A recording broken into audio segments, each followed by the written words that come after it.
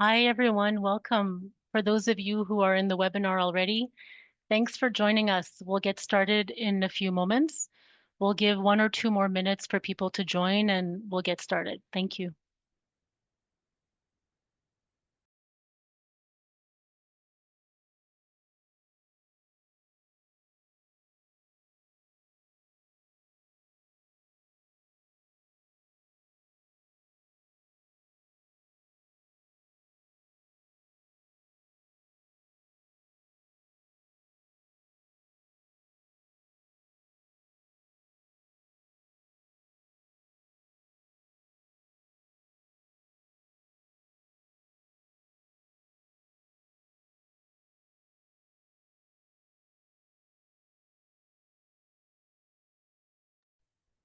Hi, everyone. Thanks for joining. For those who are just joining now, thanks so much for being here and we'll just get started in a moment.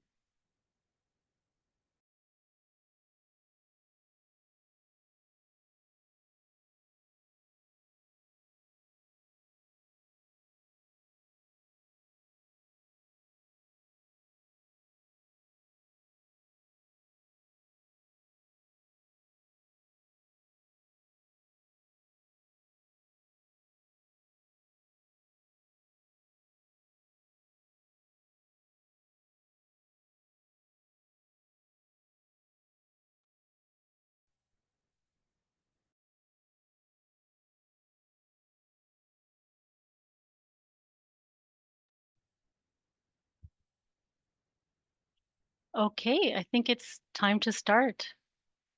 Hi, everyone. Welcome to the webinar. My name is Chrissy Dievatopoulos, and I'm the Advocacy Partnerships and Innovation Lead Specialist at the new UN Habitat Canada office.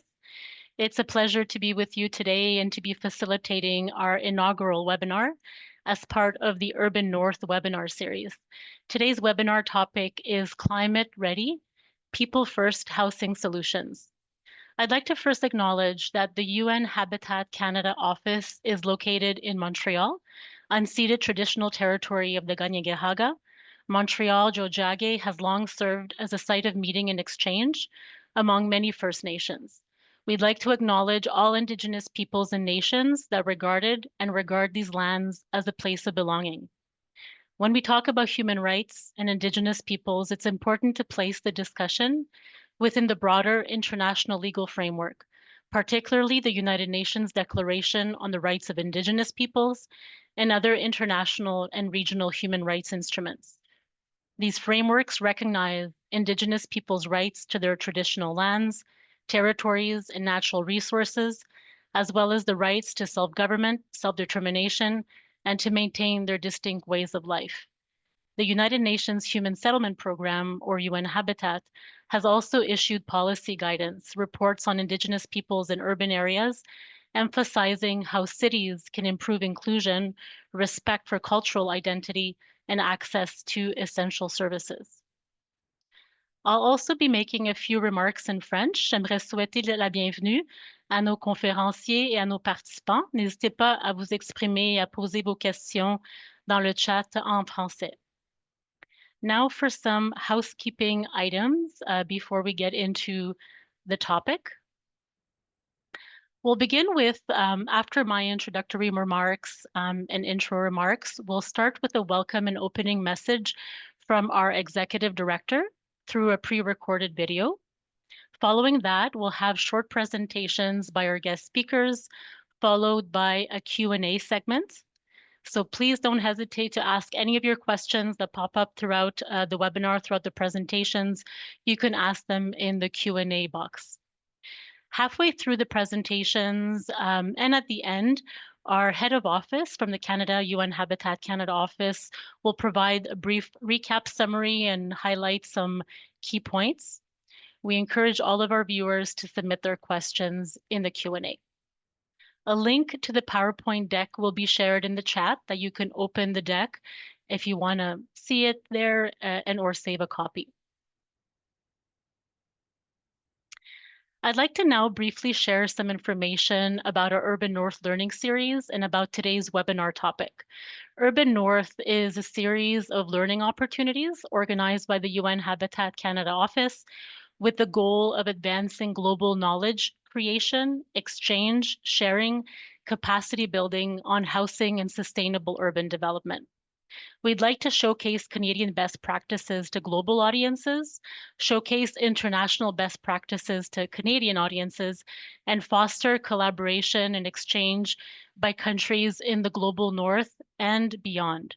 When we refer to north, we're not talking necessarily about the geographic north or solely about the geographic north, but about the global north.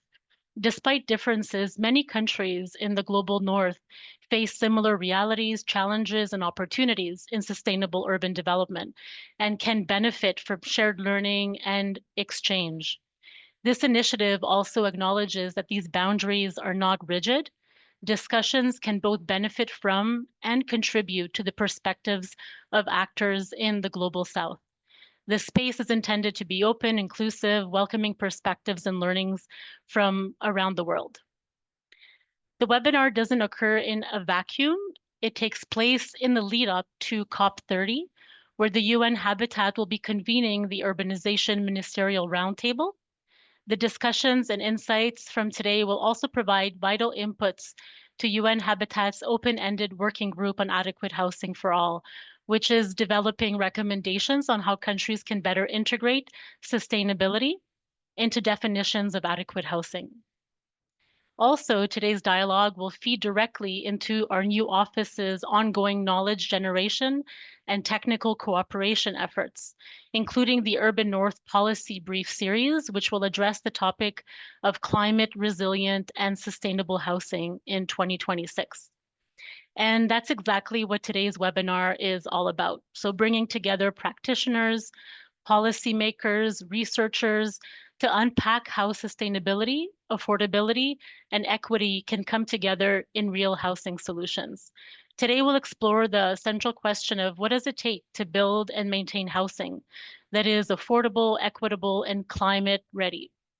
Our panel of guest speakers will examine the issue from their unique perspectives, whether it be policy, financing, and the impacts on people and communities. I'm pleased to share that we have over 150 participants registered for today's first webinar, so thank you so much for joining us. It's a clear sign of how timely and relevant the discussion is. We're now pleased to share a message by United Nations Undersecretary General Ana Claudia Rosbach, Executive Director of UN Habitat, who'd like to welcome you all and offer some opening remarks. Dear colleagues, partners and friends, a warm welcome to all of you. Bonjour à toutes et à tous. Merci d'être parmi nous aujourd'hui. C'est un plaisir d'inaugurer aujourd'hui la toute première édition d'une série de webinaires organisés par ONU Habitat Canada.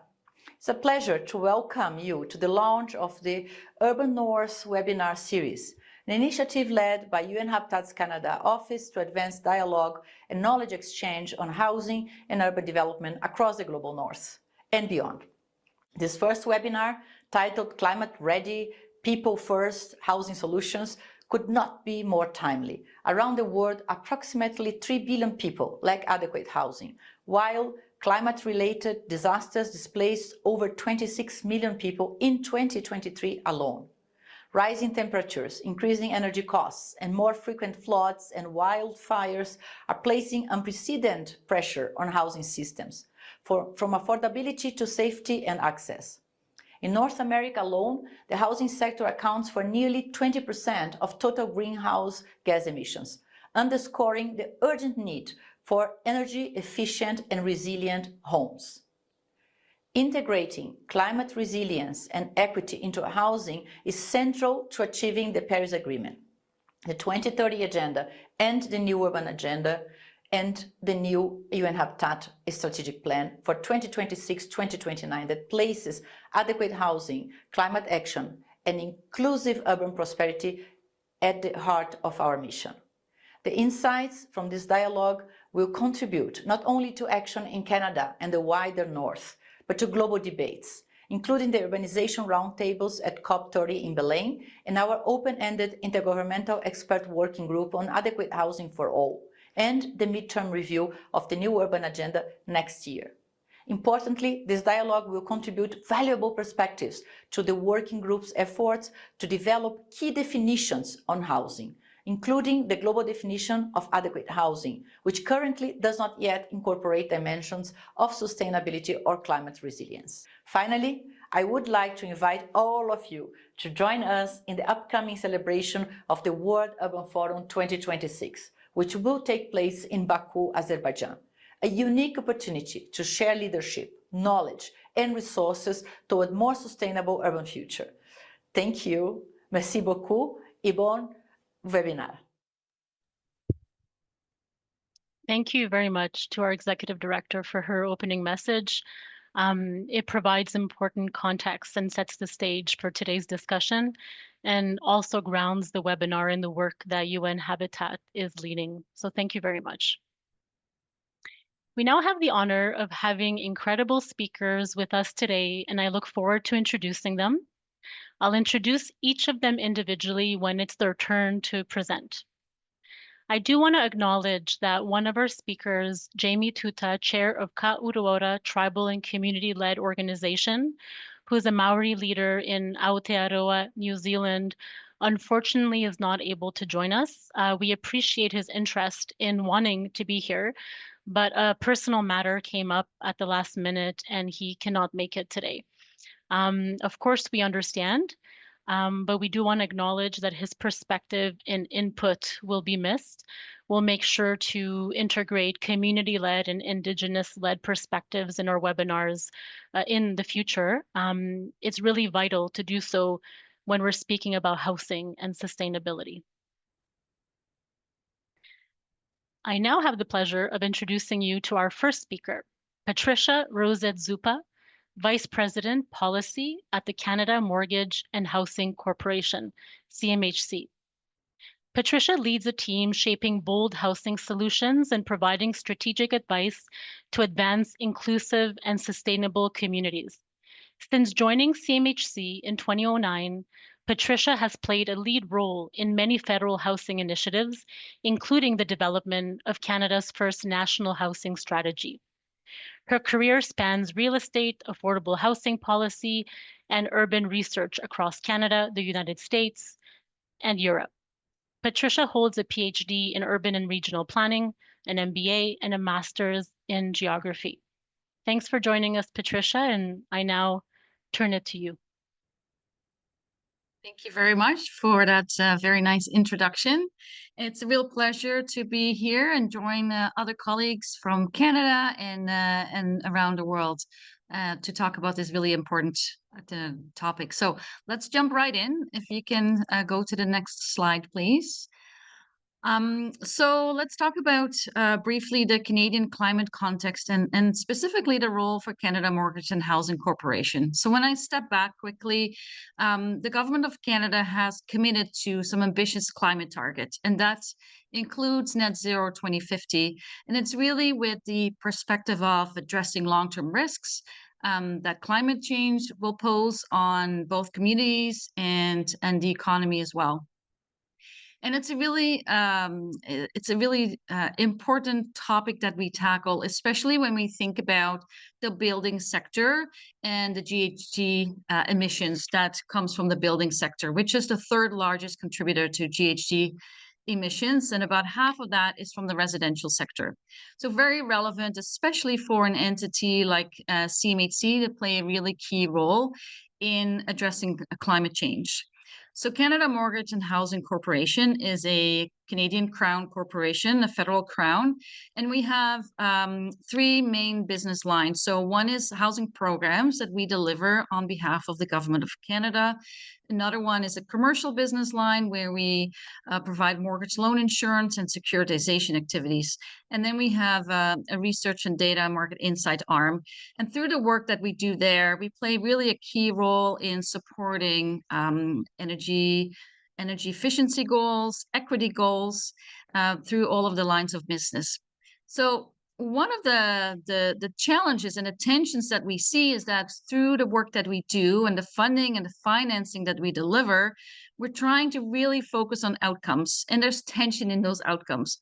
So it's focusing on affordability, energy efficiency, accessibility, feasibility. So projects need to be financially viable. We also prioritize vulnerable population groups and increasingly are focused on resiliency. So a lot of outcomes that we really focused on.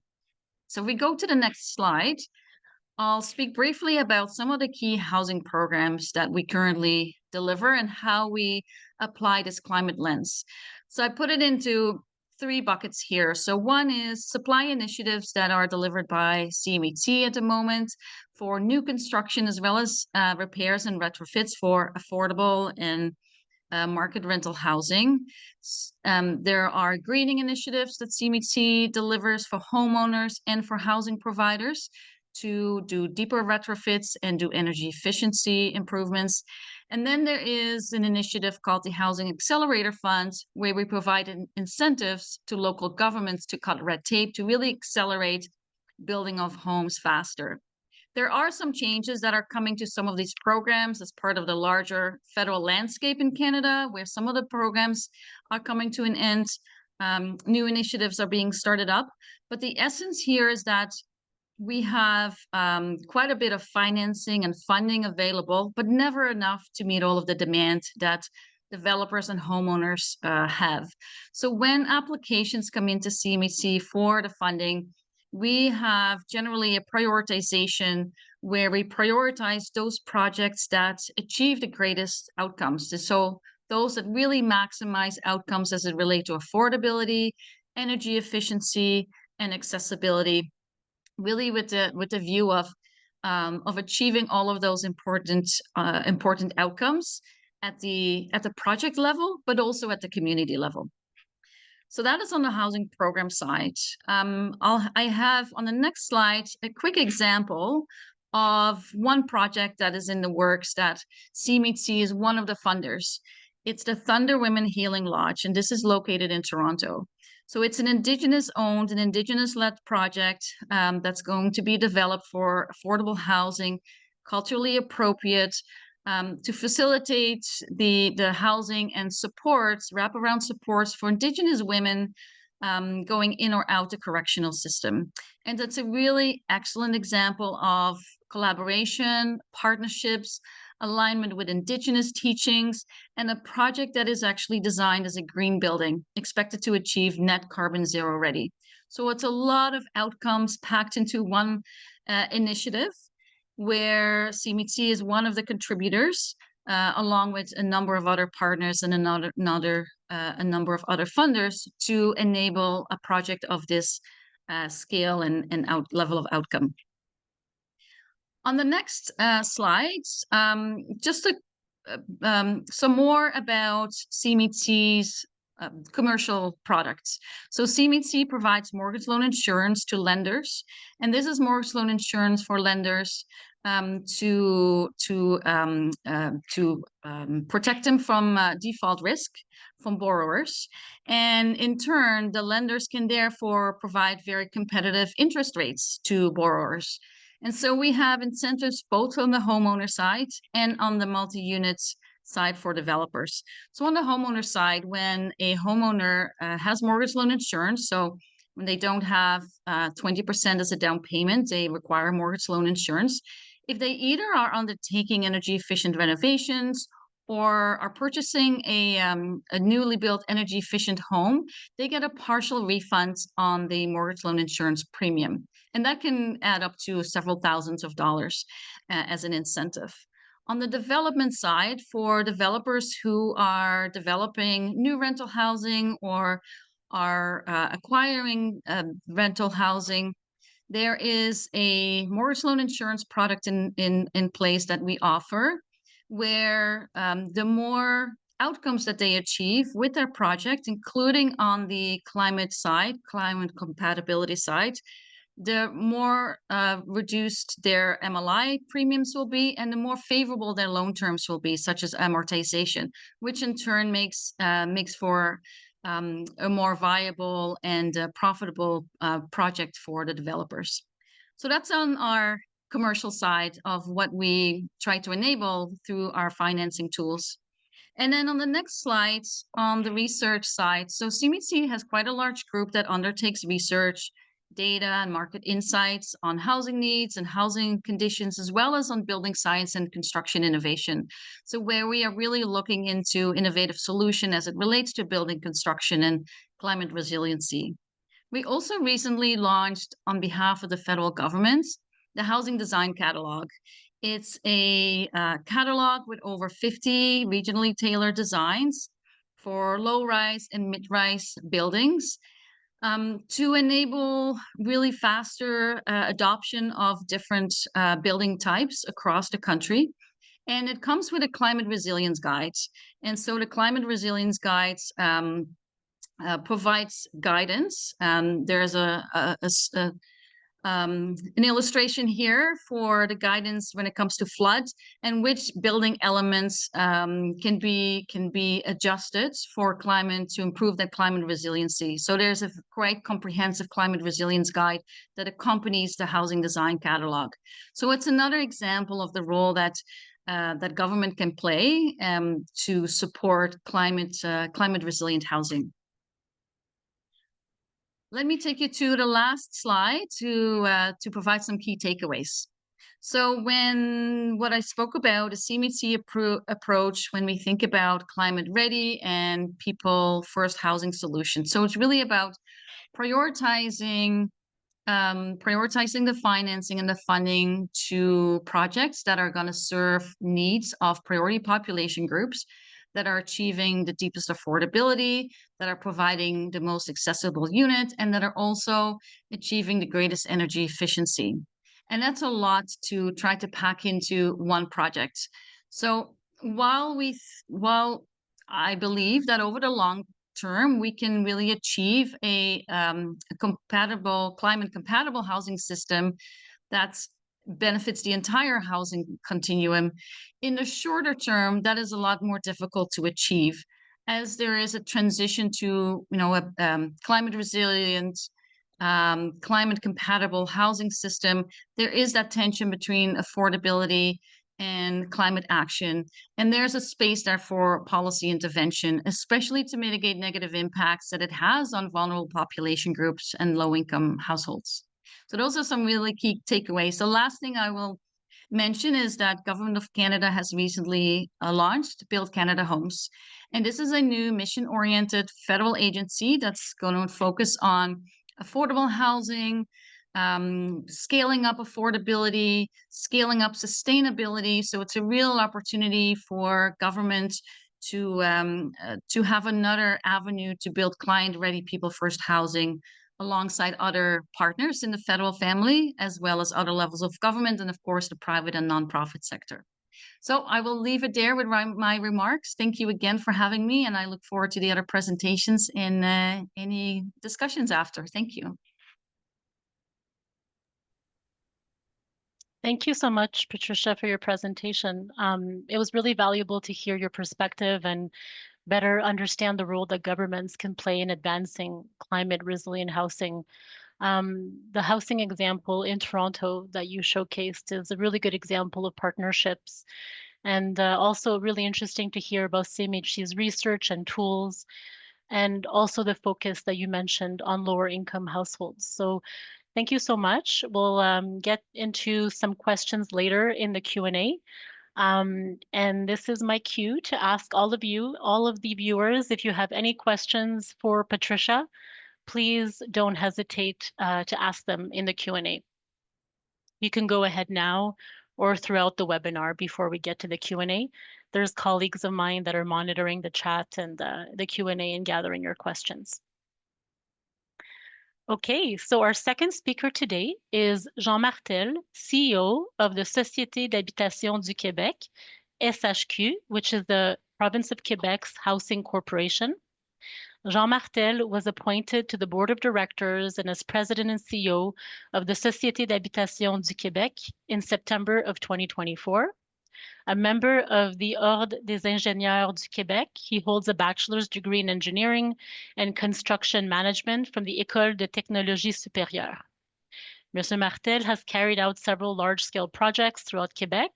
He notably held the position of Director of Project Management for the Centre Hospitalier de l'Université de Montréal, CHUM, in addition to several other achievements.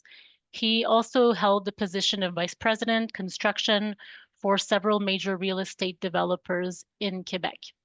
Merci de votre présence parmi nous, Monsieur Martel. Thank you for joining us, and I now turn it to you. Thank you, Chrissy. Hello, everyone, and nice to participate to this webinar. UN Habitat, I think it's a great place to share our experiences and learn from each other. Quebec is a province from Canada, so we are working closely with CMHC. We are using a combination of programs from CMHC and SHQ in our project. So we can switch to the slide number 2. For the presentation, I will use SHQ for this presentation. The SHQ is the real estate arm of the Quebec government in the area of off-market housing. To address the housing crisis, the SHQ has transformed itself in recent years to deliver more social and affordable housing. With an annual budget of 2.8 billion Canadian money, it's nearly 2 billion US, and 362 employees, the mission remained unchanged, helping citizens in need of housing support. Helping by various means. By direct financial support. Since 2018, with the help of the Government of Quebec and Canada, we have invested nearly 7 billion in housing. It's 5 million US. By the construction of social and affordable housing, various tools have been added to make projects more financially viable. Patient loans, loan guarantees, support during the financial arrangement of organizations, etc. Next. How can we increase the supply of using while reducing GHGs? Faced with the need to reduce GHGs, the SHQ used 3 main areas of intervention: densification, renovation, and innovation. Slide 4. Since 2018, more than 13 new social and affordable housing units have been created. More than 9,000 deliveries next year, nearly 19,000 planned by 2029. New building reach maximum 8 whenever is possible. The projects are always located in areas already served by water, electricity, sewage infrastructure, and well as road or public transit. Avoiding the construction of new infrastructure means reducing the carbon footprint. Slide. Next slide. For the renovation, we are working hard to maintain assets. Our total portfolio consists of 7,500 buildings offering more than 74,000 low-income housing units. From 2023 to 2028, we invested 3.6 billion Canadian money in the renovation of Quebec low-income housing. It's 2.6 billion US. Alternative, the conversion and reuse of government-owned buildings or the use of surplus land for new projects. Occasionally, we also use buildings that belong to religious congregation, for example, for monasteries. Between building new or renovating what already exists, renovation is more economical in terms of GHG emission. So we are making great effort on this front with our partners. Next. First of all, we must mention that Quebec benefits from a green source of energy, namely hydroelectricity. This is a great advantage compared to GHG emissions. Despite this, we must be concerned about energy conservation in order to reduce the use of fossil energy sources. In the SHQ financial support program, it is mandatory to subscribe to codes, standards, and energy-saving programs during the design of the building in order to reduce energy losses. Here are examples of code and guides that we have. The Government of Quebec 2030 Plan for the Green Economy, the policy of integrating wood into construction, the Government of Quebec's Sustainable Development Strategy, and the Quebec Construction Code, in particular, the energy efficiency component. Next. As shown on the screen, the SHQ also offers support and additional funding for innovating energy-sufficient solutions. Here we have a concrete example of a building incorporating several energy-efficient innovations. L'Albedo in Quebec City stands out for a high-performance energy performance envelope, the recovery of waste heat from an ice center located right next door, the use of geothermal energy to contribute to the heating and cooling of your housing, and the use of cooled water cooling loop to significantly reduce the amount of refrigerant to ensure that the comfort of the occupant during heat waves. Next. Other initiative, the SHQ encourage the use of wood, abundant material in Quebec, a lower carbon footprint than others, and prefabricator off-site construction. So it's for fewer discharges, less construction waste. Next. The example of the Nunavik. With his partner, the SHQ works to ensure the proper maintenance and development of housing in Nunavik. The Quebec Nordic Institute is one of our partners. Nunavik has its own particularities. It is subject to many climatic hazards, thawing of permafrost. The thaw phenomenon causes premature degradation of the interior and exterior components of residential building. With his partner, the SHQ is assessing the vulnerabilities of the northern residential stock to climate change. It wants to ensure the sustainability of the communities of the northern territories. Slide 10. To remember, as you have seen, we have not satisfied with the advantage of the hydroelectricity. We go further.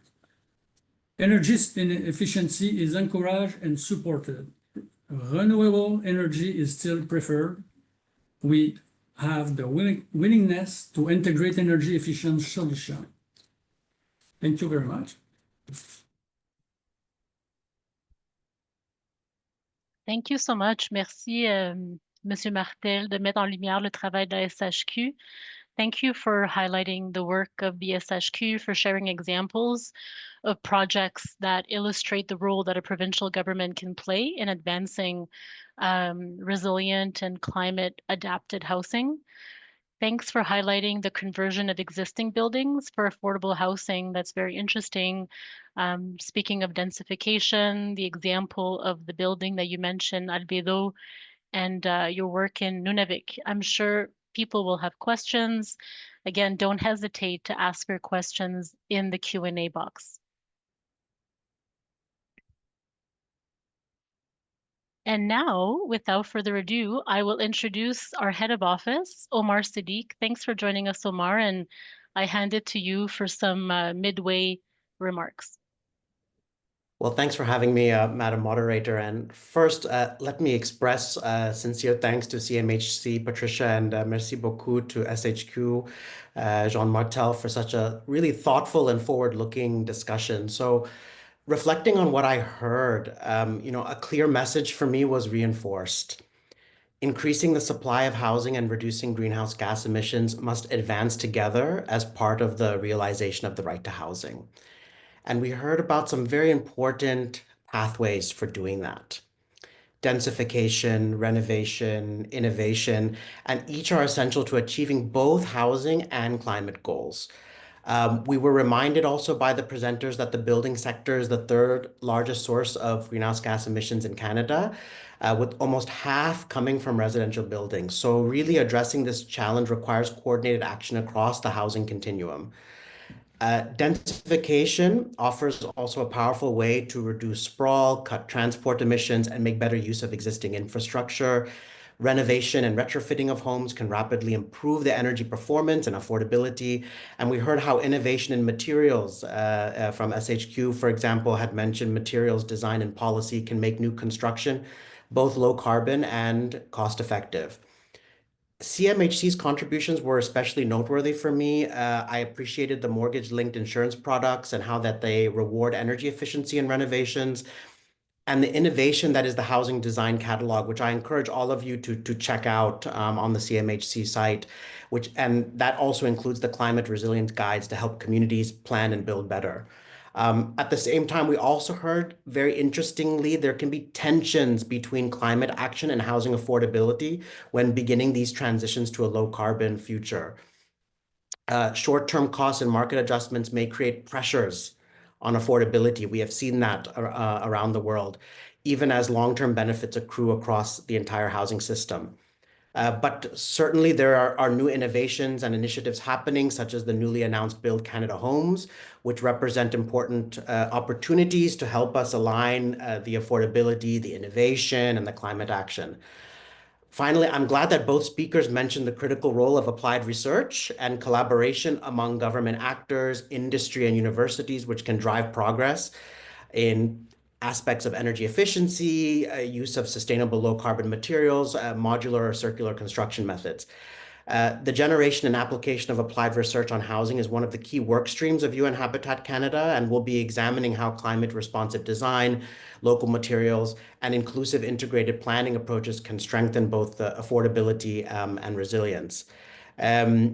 I thought also both insights from CMHC and SHQ underscored that the achieving climate-compatible housing system is not only design and policy challenge, but also financing challenge. So the transition to that net zero housing will require new models of investment that can absorb the upfront cost, de-risk innovation, ensure that sustainability does not come at the expense of affordability, those tensions that we heard about. And I think that's a perfect segue for our next segment, which is going to further explore exactly this question, right? How can we finance the transition to climate-ready housing? So thank you so much, and over to you, Madam Moderator. Thank you so much, Omar. Yeah, thanks for sharing your insights, for framing the discussion. And it does serve as a great transition to our next speakers. So I now have the honor of introducing you to our next speaker, Catherine Lynch. Catherine Lynch is the Global Housing Team Lead within the Urban Resilience and Land Global Practice at the World Bank. She has over 25 years of experience designing and implementing complex housing, urban development, and real estate finance projects in Africa, Latin America, the Middle East, East Asia, Europe, and the United States. Since joining the World Bank in 2007, Catherine has led multidisciplinary teams on a range of investment operations and analytical engagements supporting client countries in addressing housing and urban challenges. Her expertise spans housing sector diagnostics and lending, policy reform, urban infrastructure and service delivery, municipal finance, and public-private partnerships. Catherine holds a master's degree in urban planning from Harvard University and a dual bachelor's degree from the Huntsman Program in International Studies and Business at the Wharton School of the University of Pennsylvania. Thanks so much for joining us, and I turn it to you. Yeah, thank you very much for having me. Like Omar, I noted down the housing design catalog as a great idea that we could bring to our clients in emerging economies through the World Bank. Maybe we can go straight into the first slide. So the World Bank considers housing a development imperative. In our client countries, it drives economic growth and jobs, as I'm sure it does in Canada as well, often representing upwards of 15% of GDP and 10% of employment. But it's also a sector that shapes people's daily lives, their wealth, their health, and sometimes their education outcomes. Next slide. The world is already urban, and cities will need to accommodate an additional 2.5 billion people by 2050. 90% of them will be in Asia and Africa. So the questions I grapple with are, where will all these people live? And what type of shelter will they call home? There are a few trends that we see across the regions we serve. As cities are getting denser, we see a greater need to ensure that they can efficiently connect housing with jobs and services. There's a lot of hope that innovative construction methods and alternative materials can make housing more affordable. And we see that the demand for climate-informed buildings is increasing as disasters become more frequent and energy and water more expensive. At the same time, we see opportunity in financial technology or fintech to make housing finance more accessible to lower income families and those who are informally employed. Next slide, please. But many challenges persist across the housing value chain, from land administration to mortgage finance. In emerging economies, 70% of land is unregistered. 3/4 of people in low-income countries live on less than $2 per day, and 1.6 billion people struggle to secure adequate housing. This is 1/3 of urban residents. Next slides. So to address this, the World Bank fosters sustainable and equitable housing markets through a combination of policy support, project finance, capacity building, and knowledge creation and sharing. Next slide. The objective of our work is to reduce housing costs and expand financing options so that families at the bottom of the income pyramid can access affordable housing. At the World Bank, our focus is the lower end of the pyramid. Next slide. Over the past 50+ years, the World Bank has provided about 43 billion in financial support to over 100 countries. On the upper left, you can see that the regional distribution of our lending has shifted over time, with the most recent growth in Africa and South Asia. So this is also tracking with the level of urbanization. The types of activities supported by our lending include slum upgrading, sites and services, housing policy, housing finance, sometimes housing construction, and disaster response and preparedness. Next slide. In just the past 10 years, this financial and technical support has provided 18 million people with improved living conditions through slum upgrading, 2 million families with housing solutions, and about 750,000 reconstructed housing units after disaster. Next slide. So I'd like to share 2 examples that I think illustrate the types of housing projects the bank supports. Next slide. In Indonesia, the World Bank supported a government program that had 2 main elements to it. First, a mortgage-linked down payment assistance product to attract the private lenders to the market. And the second was a home improvement grants program targeting low-income families to help improve the quality and resilience of their housing. You can see some of the results here in the pictures. Almost 1 million families received home improvement assistance, and 30,000 families were able to purchase a home, 60% of which were informally employed. Next slide. In Argentina, the World Bank supported the city of Buenos Aires with a large-scale urban regeneration project in the heart of the city. You can see it here in the front of the photo with the central business district right behind it. Next slide. Let's talk about that. First of all. One element of that initiative that is, I think, particularly relevant to the discussion today is the development of the first EDGE certified resettlement housing EDGE is the green certification program within the World Bank, within the International Finance Corporation, or IFC. About 1,000 families were resettled from the dangerous and unhealthy units that you can see in the upper left that had been built below the highway that cuts through the neighborhood. They were resettled to new housing developed within the same area that you can see in the bottom right. Efficient technologies represented only about 3.5% of the construction costs in this project and achieved significant savings in energy and water. These are savings that will be passed on to the families who live in the units over the long term.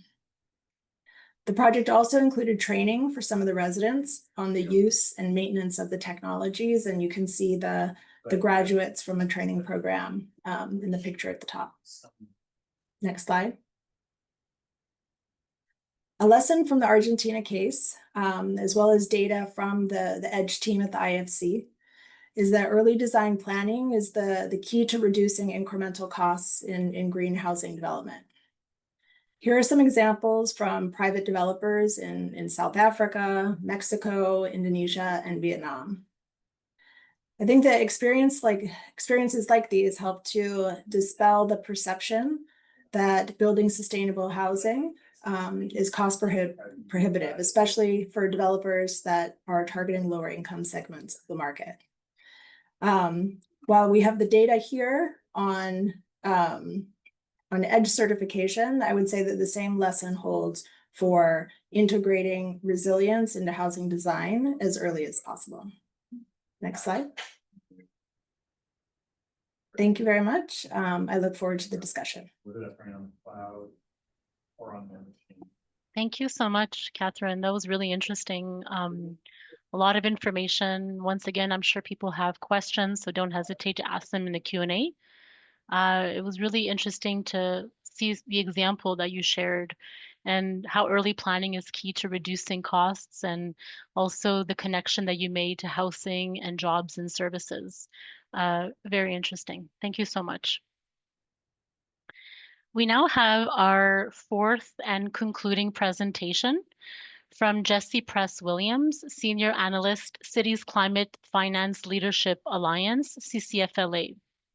Jessie is a Senior Analyst in CPI's London office, supporting the Cities Climate Finance Leadership Alliance Secretariat team. She was the lead author for the 2024 State of Cities Climate Finance Report, the most comprehensive global assessment of urban climate finance flows and needs. She also leads CCFLA's private sector workstream, which aims to increase private finance flows to cities through better engagement of the private sector.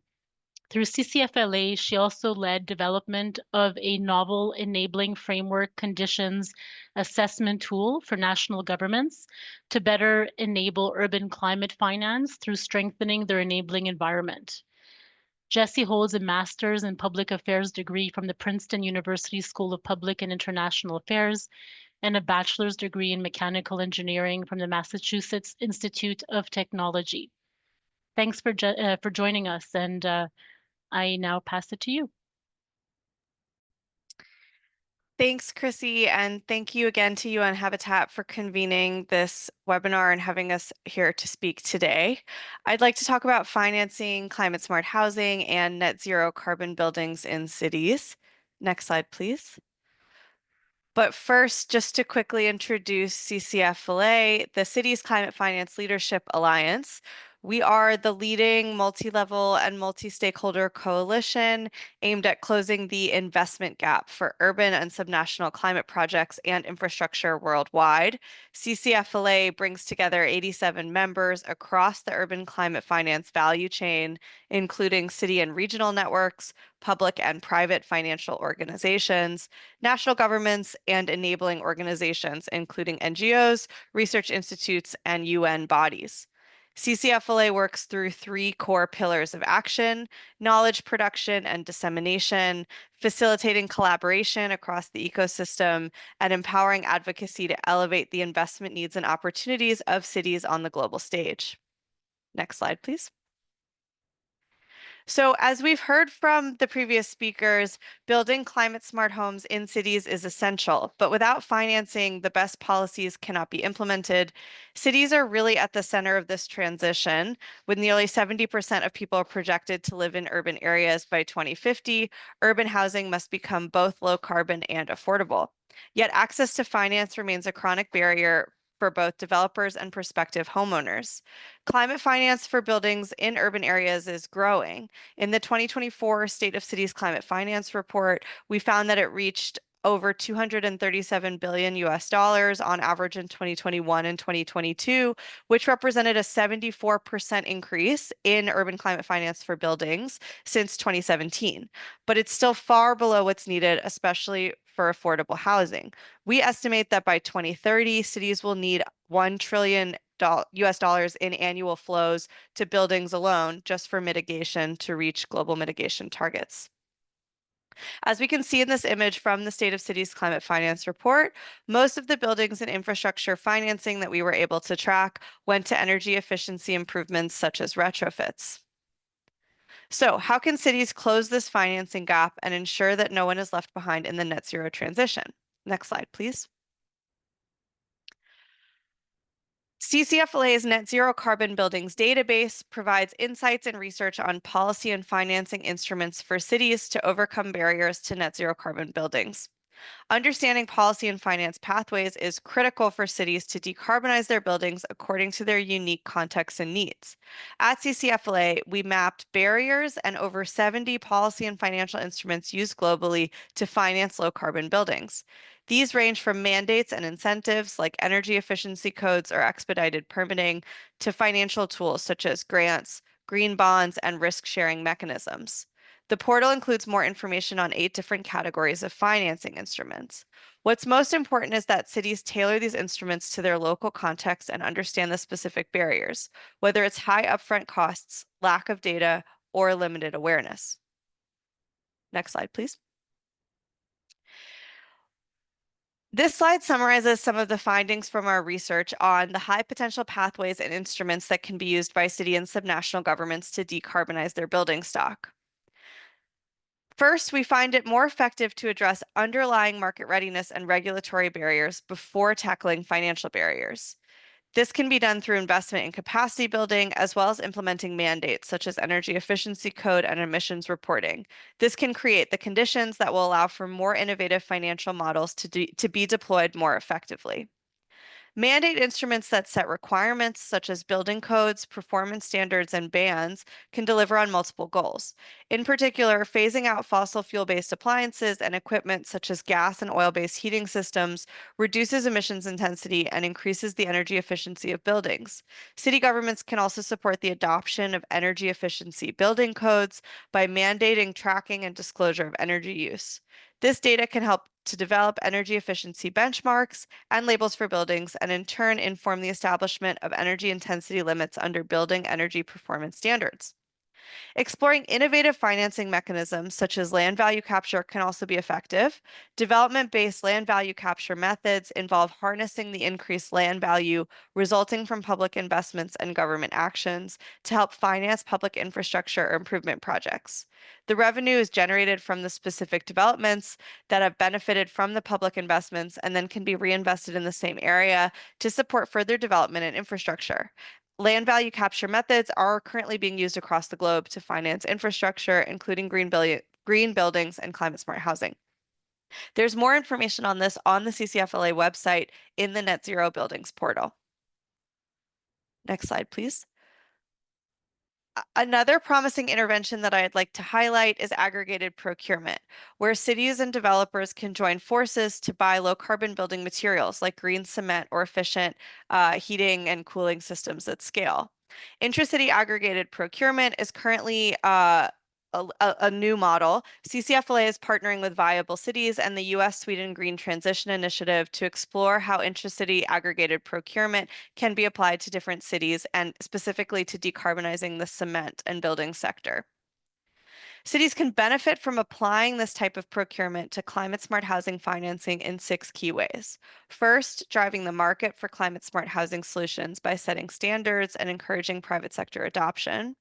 Second, achieving cost savings through economies of scale and lower transaction costs through demand aggregation.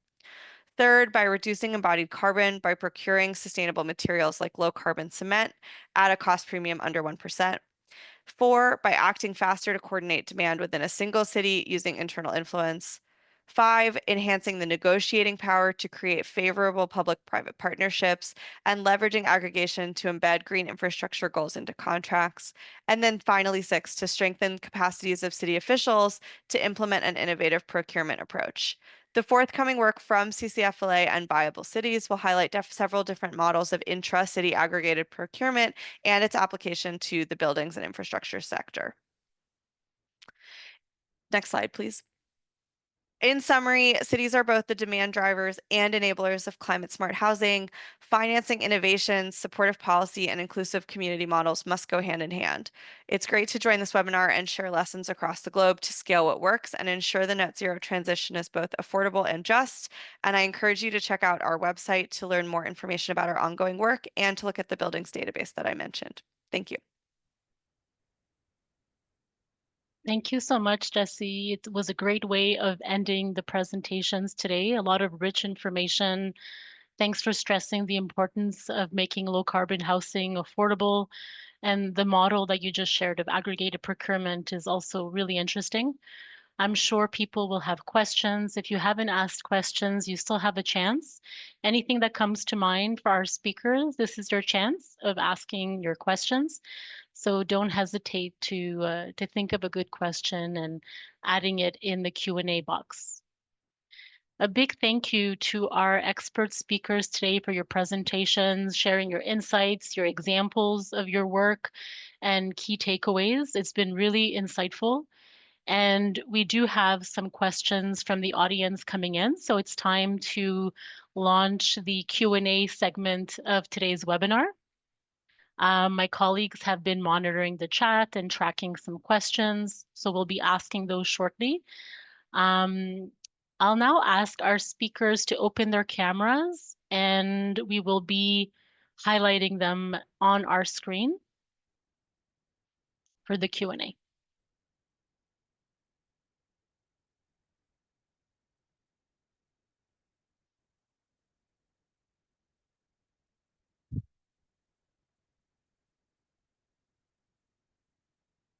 Great. Hi, everyone. Thank you for your presentations.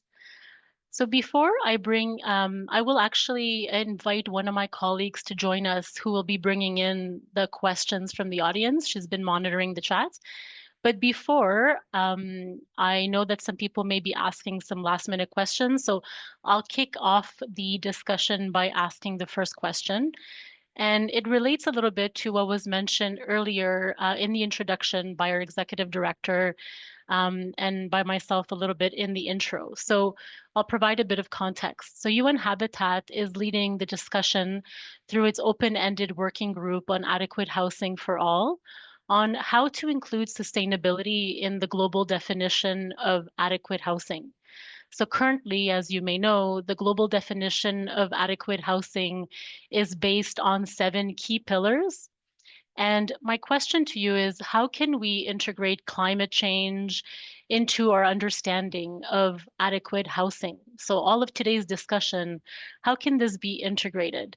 In other words, beyond affordability and habitability, how should housing adequacy account for such factors such as energy efficiency, emissions reduction, and resilience to climate impacts?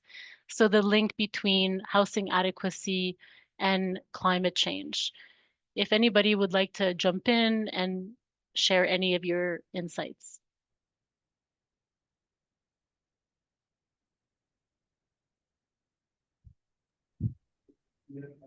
Sure. I can go ahead. Yeah, I put up my hand. I don't know the etiquette. Oh, that's great. Yeah, so of the 7 dimensions of adequacy that UN Habitat has, and that most organizations have adopted and agree with. you mentioned the affordability and habitability, right, which are usually the big elements for promoting green and resilient housing. But I think that with the issue of sustainability, as with many other elements of the housing sector, that we kind of do ourselves an injustice by focusing in on a housing unit rather than thinking of housing communities. So if we take a larger scale to a neighborhood, to a larger development of housing, then we can look at issues like location, that we can integrate climate into the location element of adequacy. I think also on accessibility, that we know that having more compact cities is overall better for the environment, for air pollution, for emissions, because of the reduction in individual transport, right? And thirdly, when we think about the availability of services dimension of adequate housing, that if a service is available, but the cost is very high because the person's living in an inefficient house, right? That's requires excessive use of energy to maintain the indoor temperature, or has leaky water systems, and so the cost of having the running water is too high. I think that should be bundled into the category of access to services. Thanks. Yeah, that's very interesting. Thank you so much. And that goes back to also that how adaptation shouldn't disproportionately burden, low income and marginalized households. So that's very interesting. Anybody else would like to mention anything about this?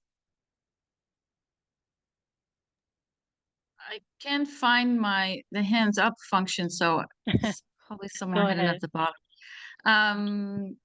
Just a couple of additional thoughts that I can share. Like, I was thinking about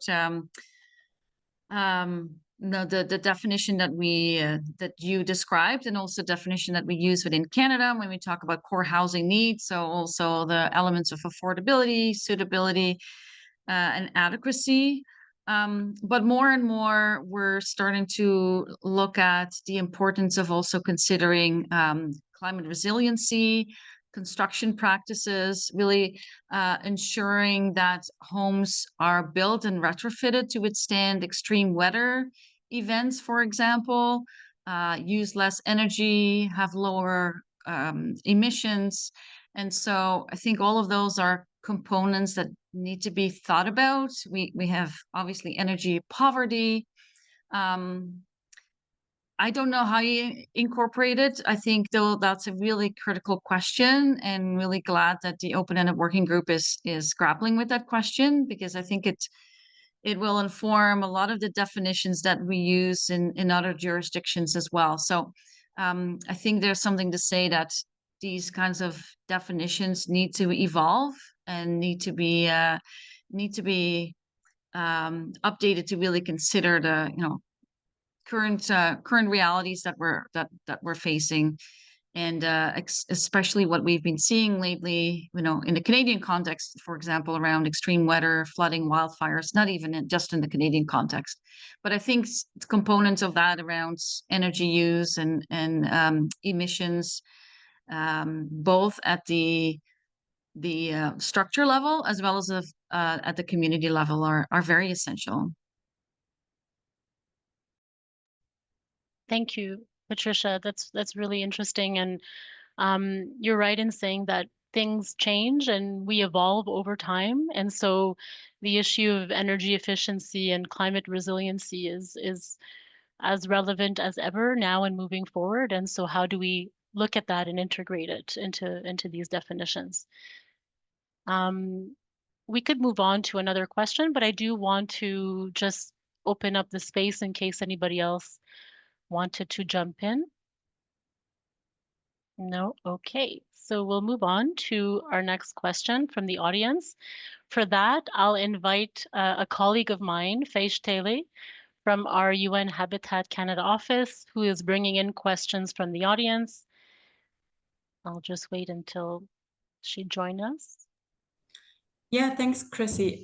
So we have been looking at the chat, and a few questions have come up around sort of the question about how in the current global economic context, there's a strong focus on increasing or utilizing the required increases in housing supply, also as a means to strengthen local economies. And we have one particular question that asks how how federal housing industrial strategies can be leveraged to advance climate smart housing solutions, and how this would align with sort of green and inclusive economic growth. So perhaps this could be an interesting question for the panel.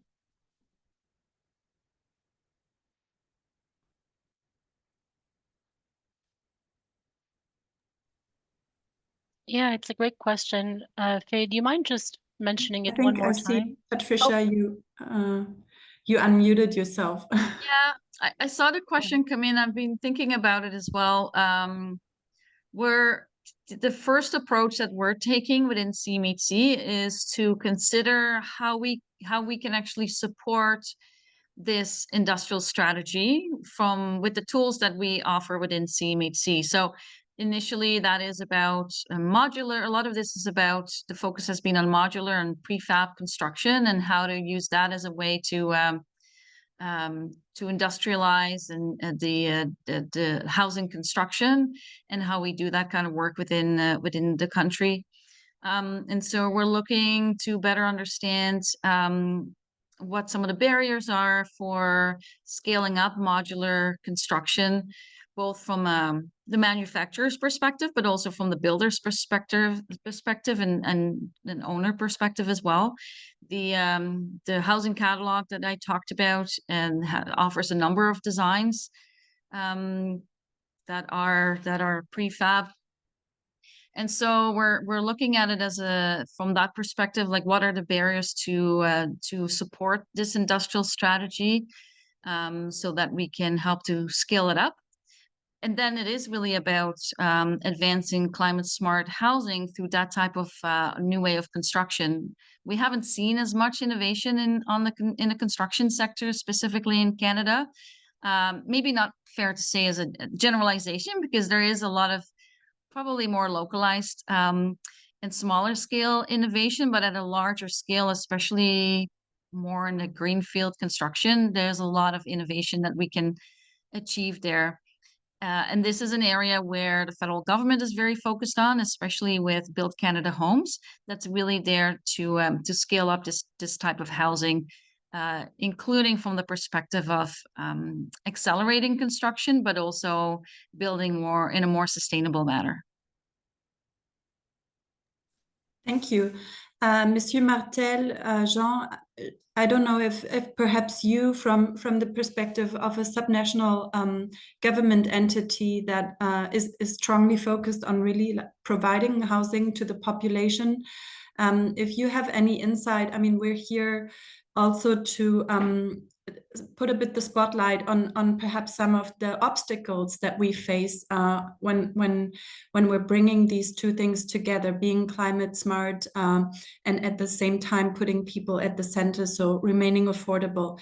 Do you have any particular examples that you could perhaps mention in this regard?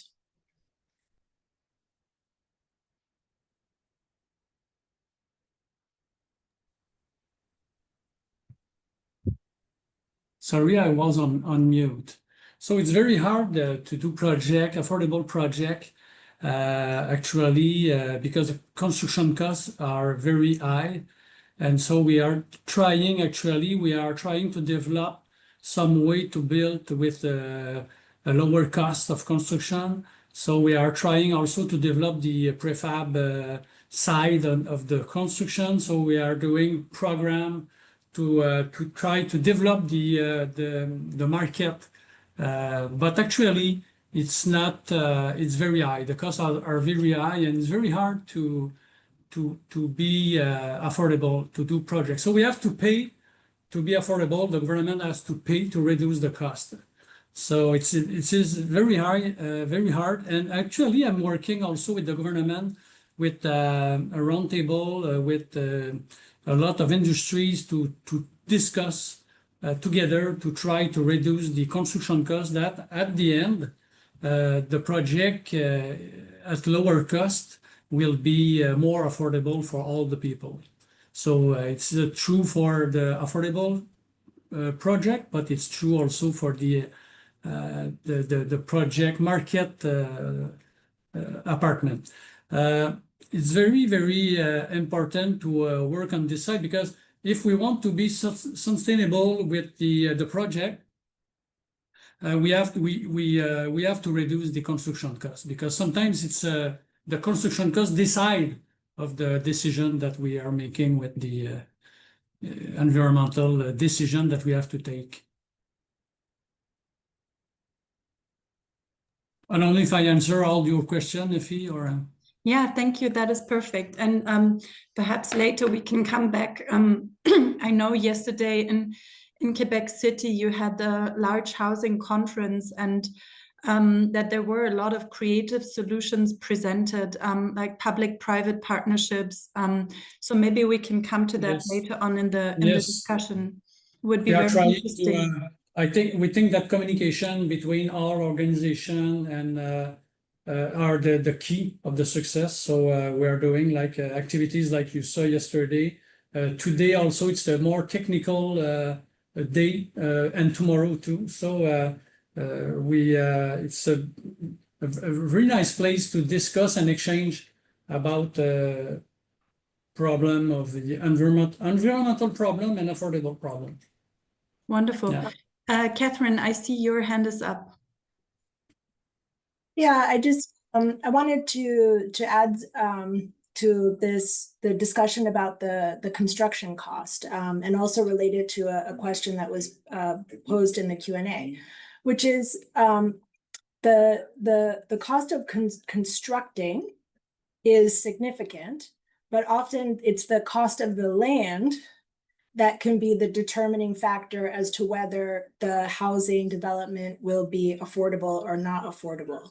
And so I think that while we can spend a lot of effort trying to industrialize and create cheaper housing components to drive down the cost, and we should, that there are other levers that should be explored as well. And it could be in a lot of the countries where I work, that it's a discussion about government-owned land and its use for affordable housing.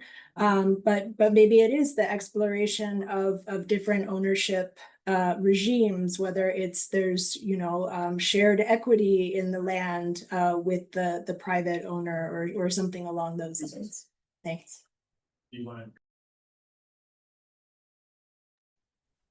Thank you, Catherine. Yeah, I think the question that came up sort of on the role of land and land ownership regimes is very, very interesting. And I think especially here in North America, there are some very interesting models that we can look at: community land trusts, community-owned cooperative housing models, where also municipalities and federal entities, subnational entities come in and use publicly owned lands to add not-for-profit options to the market that have an important function in balancing. So I don't know, Jesse, maybe we haven't heard so much from you. Do you see sort of global best practices emerging in this space? Would love to hear from you. I think it's a really, really interesting question. I would say that we're not looking so much at a specific kind of land ownership models on a global level, but maybe just again to highlight, there are a lot of global examples of innovative financing mechanisms that cities can use. I think it's also an indication of the importance of the kind of multi-level governance collaboration. If cities are looking to prioritize housing, they'll need support from other levels of government, including the national government, in order to create kind of a positive enabling environment for this to happen. And again, specifically kind of from the climate finance side, we have developed a suite of tools that can kind of help cities work together with their national governments to provide a more positive enabling environment to allow urban climate finance to flow. And that can help kind of address some of these issues. While I have the mic, I did want to take the question I saw come in on aggregated procurement and kind of how this specifically can decrease costs for climate smart housing. So maybe just to add a little bit more on this work, because I think it is really interesting. Basically, some of the motivation is to leverage purchasing power through local governments, because we think this is a really underutilized tool for cities to drive the climate transition. So cities really make everyday procurement decisions, but these can shape local markets and influence how goods and services are produced. This can again go to Catherine's point on the kind of construction costs, which even though kind of land costs are a much bigger piece of this, construction costs are still seen as kind of a barrier to implementing, I think, a lot of these climate smart housing solutions. So we collectively, cities really command significant purchasing power. In 2021, cities and subnational governments globally purchased goods and services worth over $6 trillion US, which is 8% of global GDP. So that's kind of where a lot of this is coming from, is how can cities leverage that purchasing power to achieve their goals, whether it's housing or some other kind of climate target. And so intra-city aggregated procurement, I think the question was, can this be applied in emerging markets and developing economies? Yes, absolutely. It's quite a new model, so it hasn't really been applied in so many cases just yet. But the idea is that the city itself brings together public and private organizations, public agencies to aggregate their procurement demands, create one market signal that will then accelerate the local transition towards climate neutral and resilient goods, services, and infrastructure. So this could theoretically be applied in a lot of different sectors, but we are specifically looking at cement, global cement and concrete, which seems like a really high impact opportunity sector. Thank you so much, Jessie. Maybe and I then can add, Fee, sorry, I can add also for the you spoke about community land trust, and this is something I'm very interested to discuss with. I think they have a community land trust in Bruxelles, and I asked my communication guy here to call them, and I want a meeting with them to understand. They have a project there that they are they took the land and they kept the land. It's like an amphitheatric arrangement, you know. So it's like you didn't put the price of the land in the project, so it's better for the affordability. So it's something that I'm very interested about with property access, because maybe the cost can be very low at the beginning, and if we keep each year after year, we kept the control of the increase of the percentage of I'm searching the word, percentage of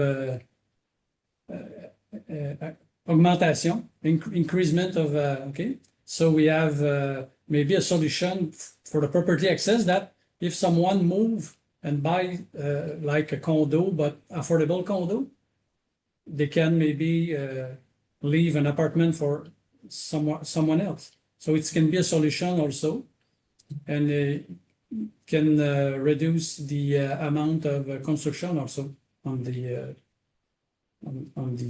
earth.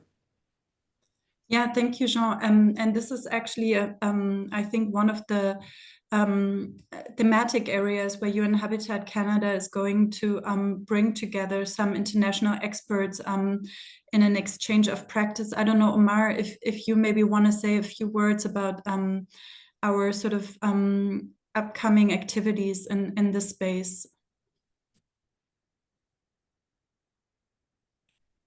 No, thank you, Faye, so much. I think there's a lot of interest clearly from countries around the world on the North American experience on community land trusts and these type of instruments. And actually, it was an initiative that came out of the South of the United States with African American communities.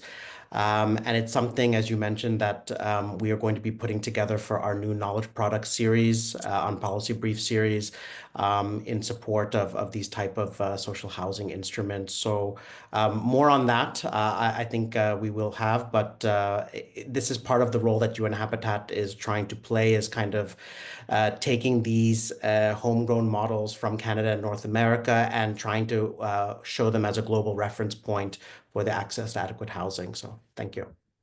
Thanks, Omar.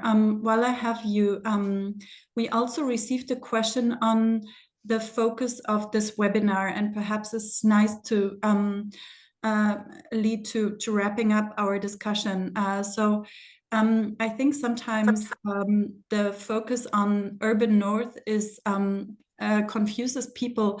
Could you elaborate a bit sort of the geographical scope of our webinar series going forward? The question was also about, does this include Indigenous groups? So yeah, would love to hear from you more. Short answer is the North here is not a geographical designation. Like as we say, there are developing countries in the so-called global South that are not south of the equator. So we're looking at an inclusive exchange process that brings together different actors, including from OECD countries, but also from developing countries, because more and more we see some of these shared challenges are, of course, crossing borders, and we can see a lot of interest also from both developing and developed countries on that. So we will have, of course, a specific spotlight on the challenges of OECD countries in addressing adequate housing, but like the SDGs are universal, it is we want to have that engagement across different country groupings, and that's why we've invited guests today that have a global perspective that can also help to inform housing approaches in North America. So hope that answers the question. And the climate sustainability is for everyone, right? It's not just about government, and so we really would welcome greater participation also from civil society in the future webinars. Thanks, Omar. And maybe to wrap up, I sort of found different questions, but somehow they lead a bit into the similar direction. So it's more about if we want to make housing more affordable and adequate, even for vulnerable groups in the population, what are some of the public tools that we have at hand? And I think we have a really amazing wealth of experience in the panel that can respond to this question from different perspectives. So we have the question that you, Jesse, replied to a bit about procurement policies, but we also have a question that points a bit more to tax instruments. So I'm thinking about inclusionary zoning policies. Catherine, you mentioned sort of the function of the land and sort of controlling land prices. But are there any sort of innovative solutions that you see emerging that we could also use and feature a bit more in length in the meeting summary that we will be preparing? Yeah, looking forward to hear from you.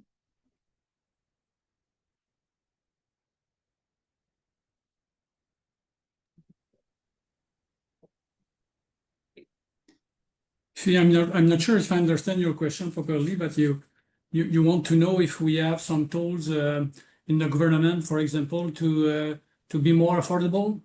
So I'm thinking of these like zoning policies where we're saying, okay, 20% of any new built housing must be deeply affordable or social housing. Yes. We see in Denmark, for example, we have very innovative solutions around giving sort of interest-free loans to developers who adhere to certain standards in affordability and adequacy. So I was wondering to hear from you if you have any. We had an experience in Montreal with the 2020, you know, what is the 2020, but now it's not good anymore. But it's nobody. It was not good for the people that they want to do a project. It was too hard to bring a project in with all those rules. But we also have government gave to the cities of Quebec province the possibility to change some rules when it's a affordable project. So like example, okay, sometimes in the city, they have a ratio of a parking lot with the number of apartment, but we can reduce this ratio if we have an affordable project. So that is very, very good because sometimes it's too much parking lot and it's cost a lot of money. We have to, the project has to suitable the parking lot, it's not possible. So it can kill a project. Parking lot can kill a project. You know, inside underground parking lot in the city of Montreal, for example. So we gave this possibility to negotiate easily with the city at the beginning of the project to reduce the cost of a project. So it's only an example, but we have some like this. So it's incentive, you know, to be more efficient in the cost for the project. Thank you, Jean. I think that's a great example, and with this sort of local voice, we I think Chrissy are on time for wrapping up today's webinar. Thank you so much, Faye, for bringing in the questions from the audience. Thank you so much. So I'll just wrap it up by re-inviting our head of office, Omar Sadiq, for some final remarks, and then I'll share a few concluding remarks when we end. All right, thank you, Chrissy. I mean, everyone's heard a lot from me today, so I'll try to really keep it short. But again, thank you to all of our speakers and colleagues, really, for such a rich and engaging conversation. And you know, one of the reflections that came to me while I was listening to everyone is that financing climate-ready housing isn't just about money, right? It's about systems, partnerships, capacities. We heard about smarter ways of planning and building at a territorial level. So here we were really talking about connecting how we finance, how we regulate, and how we shape communities so that housing can be both affordable and resilient to climate. I really found the World Bank presentation stand out, and we talked about how making housing more affordable and climate friendly, we need to lower the cost on the supply side by improving urban planning, building regulations, access to land was a discussion as well, and by investing in the basic infrastructure that makes housing possible, not just shelter. So strengthening local construction industries, building material supply chains also came out. Having a reliable housing market data was something we didn't talk too much about, but I think that's very important so that decisions are based on evidence and not assumptions. And on the demand side, it's really about helping the households access the finance they need. We heard about expanding the mortgage and housing microfinance options, providing well-targeted subsidies, and strengthening rental markets. I think we didn't speak that much about, but it's really important so that people low income can have real choices. The CCFLA presentation, I felt, brought another crucial lens to our discussion today. We heard about buildings accounting for the second largest share of urban climate finance, but that cities still need about $1 trillion a year to fully decarbonize this sector. So the message I took was that cities should first focus on the market readiness and regulation, strengthening the energy efficiency codes, reporting systems, enabling environment capacities so that investors have confidence. And then we can layer in the financial innovation, things like PPPs, land value capture, and even aggregated procurement across cities to get sustainable materials at a lower cost. development financing institutions, but also multilateral partners like UN Habitat.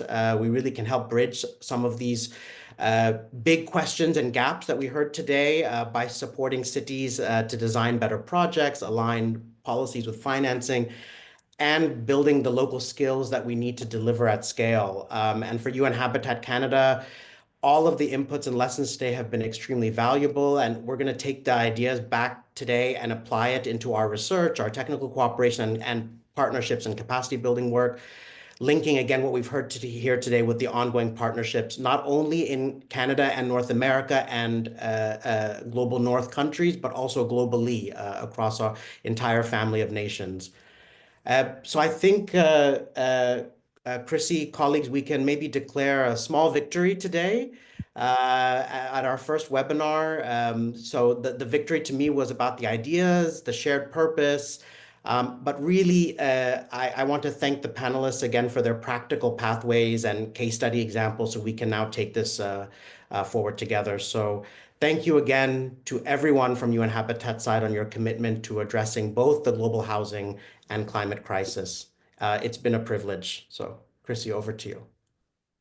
Thank you. So it's time to wrap up very, very quickly. Thank you to our speakers. Thank you to the audience for joining us for our first webinar. We hope to see you for the second one in February 2026, which will be also the time that we'll be releasing our policy brief.